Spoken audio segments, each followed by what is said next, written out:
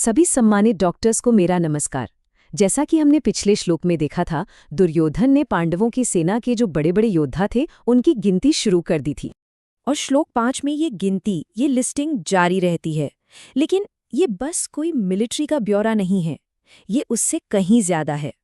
असल में ये एक डरे हुए मन की, एक भयभीत मन की, कह सकते हैं, एनाटमी है। और ये एक बहुत ही गहरा विश्लेषण है कि जब लीडरशिप प्रेशर में होती है तो वो कैसी दिखती है। आज हम यही समझेंगे कि जब कोई लीडर खुद को चारों तरफ से घिरा हुआ महसूस करता है तो उसके दिमाग में असल में चल क्या रहा होता है। तो चलिए सबसे पहले इस श्लोक का पाठ करते हैं। दृष्टकेतुश्चेकितानः काशीराजश्च वीर्यवान पुरुजित कुंती भोजश्च शैब्यश्च नरपुंगवः। तो इसका सीधा सा मतलब ये है कि दुर्योधन पांडव सेना के और भी महान योद्धाओं के नाम गिनवाना जारी रखता है। तो दुर्योधन अपनी लिस्ट आगे बढ़ाता है और कहता है, और कौन कौन है? अरे हाँ, धृष्टकेतु हैं, चेकितान हैं, और वो वीर काशीराज भी तो हैं, पुरुजित, कुंतीभोज और वो शैब्य भी। ये सभी तो पुरुषों में श्रेष्ठ हैं। आप देख रहे हैं, फिर से वही बात, और नाम गिनाए जा रहे हैं, उनकी ताकत का जिक्र हो रहा है और उस पर पूरा जोर दिया जा रहा है। ये बार बार क्यों हो रहा है? तो चलिए अब जरा इसमें गहराई से उतरते हैं और ये समझने की कोशिश करते हैं कि पर्दे के पीछे असल में चल क्या रहा है। तो इस श्लोक के गहरे अर्थ को समझने के लिए आज हम कुछ खास पहलुओं पर नजर डालेंगे। सबसे पहले हम इस ओवरलिस्टिंग या बार बार गिनने के पीछे की साइकोलॉजी को समझेंगे। फिर हम इसे डॉक्टर के अपने युद्ध क्षेत्र से जोड़कर देखेंगे। इसके बाद लीडरशिप के लिए इसमें क्या इनसाइट्स हैं वो जानेंगे। फिर बात करेंगे इसमें छिपे हुए सबक की, कुछ नैतिक चिंतन करेंगे और आखिर में जो मुख्य बातें हैं उन्हें एक साथ समेटेंगे।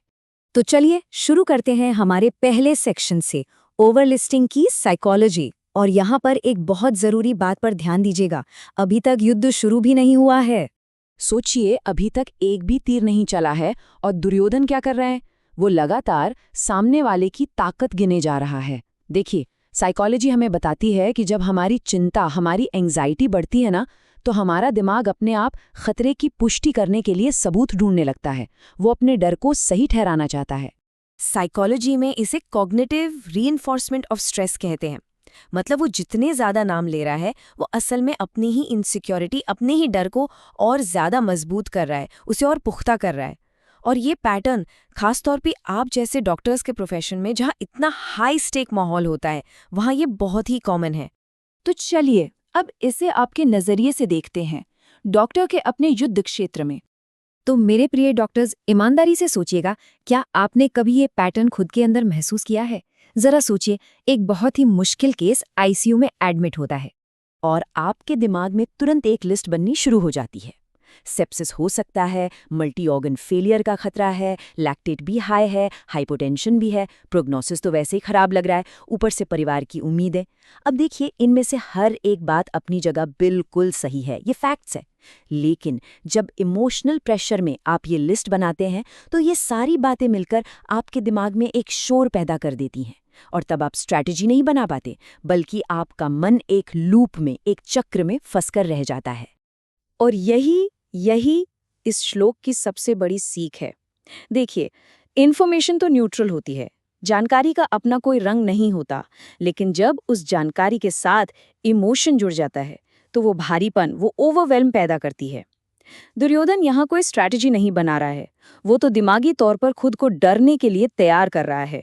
ये श्लोक सिर्फ साइकोलॉजी पर ही नहीं, बल्कि लीडरशिप पर भी एक तरह की मास्टर क्लास है, खासतौर पर हेल्थ केयर प्रोवाइडर्स के लिए। समझिए, एक सिक्योर लीडर क्या करेगा? वो शांति से रिस्क का एनालिसिस करेगा। लेकिन एक इनसिक्योर लीडर, वो सबके सामने पब्लिकली अपने विरोधियों की ताकत को बढ़ा चढ़ाकर बताएगा।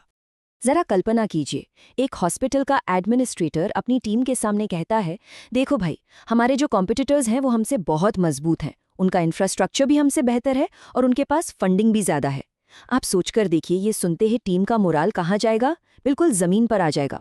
बिल्कुल इसी तरह जब एक सीनियर डॉक्टर अपने जूनियर्स के सामने पैनिक दिखाता है, अपनी घबराहट जाहिर करता है, तो वो पूरा का पूरा यूनिट उस तनाव को सोख लेता है।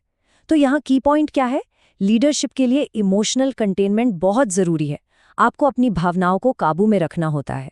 दुर्योधन यहाँ क्या कर रहा है? वो अपनी एंग्जाइटी को लीक कर रहा है, उसे फैला रहा है।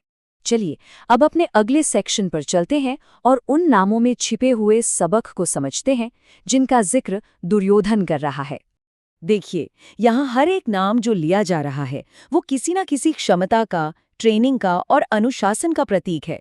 पांडवों की सेना कोई ऐसी वैसी भीड़ नहीं है, वो एक ऑर्गेनाइज्ड फोर्स है, एक संगठित शक्ति। अब डॉक्टर्स के लिए इसमें एक बहुत बड़ा सबक है। आपके प्रोफेशन में भी जो विरोधी है वो अक्सर बहुत अच्छी तरह से तैयार होता है।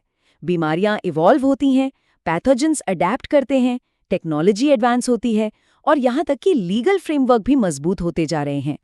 तो इस ऑर्गेनाइज स्ट्रेंथ से डरने के बजाय हमें क्या करना चाहिए? हमें अपनी खुद की स्ट्रेंथ बनानी होगी। और यही हमें ये श्लोक सिखाता है कि जो खतरा हमें महसूस हो रहा है उसका असली जवाब है हमारा अपना कंटिन्यूअस प्रोफेशनल डेवलपमेंट।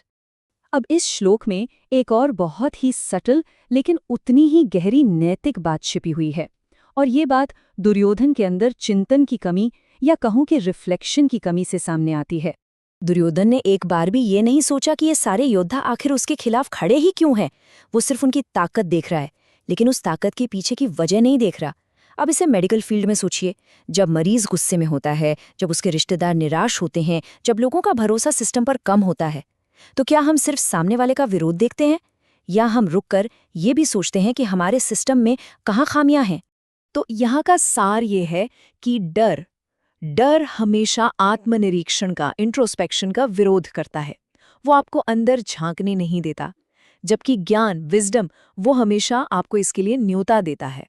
तो चलिए अब हम इस पूरे विश्लेषण के आखिर में आते हैं और श्लोक 5 से आप डॉक्टर्स के लिए जो मुख्य बातें हैं, जो की लर्निंग्स हैं, उन्हें एक बार संक्षेप में समझ लेते हैं। तो इस एक श्लोक से 5 जरूरी बातें हम सब ले सकते हैं। पहली, स्ट्रेस हमेशा खतरे को कई गुना बढ़ाकर दिखाता है। दूसरी, जब आप इमोशनल होकर लिस्ट बनाते हैं तो ओवरवेल्म बढ़ता ही है। तीसरी, लीडरशिप का मतलब यह है प्रेशर में स्थिर रहना। चौथी बात, बिना सोचे समझे जो डर पैदा होता है वो हमेशा गलत फैसलों की तरफ ले जाता है। और पांचवी और सबसे जरूरी बात, आपकी अपनी प्रोफेशनल एक्सीलेंस ही इनसिक्योरिटी का सबसे बड़ा तोड़ है। तो अगली बार जब आप किसी मुश्किल सिचुएशन में हो तो कोई भी रिएक्शन देने से पहले बस एक पल के लिए रुकिए और खुद से पूछे, क्या मैं सिचुएशन को असेस कर रहा हूं या उसे एम्प्लीफाई कर रहा हूं? मैं सिर्फ मूल्यांकन कर रहा हूं या उसे बढ़ा चढ़ा रहा हूं? यकीन मानिए, सिर्फ ये एक सवाल, सिर्फ ये एक अवेयरनेस आपकी पूरी क्लिनिकल अप्रोच को बदल सकती है। तो श्लोक 4 और 5 में हमने क्या देखा? यही कि असल युद्ध के मैदान में एक भी तीर चलने से पहले मन का युद्ध, दिमाग का युद्ध पूरी तरह से शुरू हो चुका है और दुर्योधन का डर उसकी स्ट्रैटेजी पर बुरी तरह हावी हो रहा है। और अगले श्लोक में हम देखेंगे कि कैसे यही इनसिक्योरिटी आगे चलकर इतिहास का रास्ता तय करती है और इस पूरे युद्ध की दिशा को बदल कर रख देती है।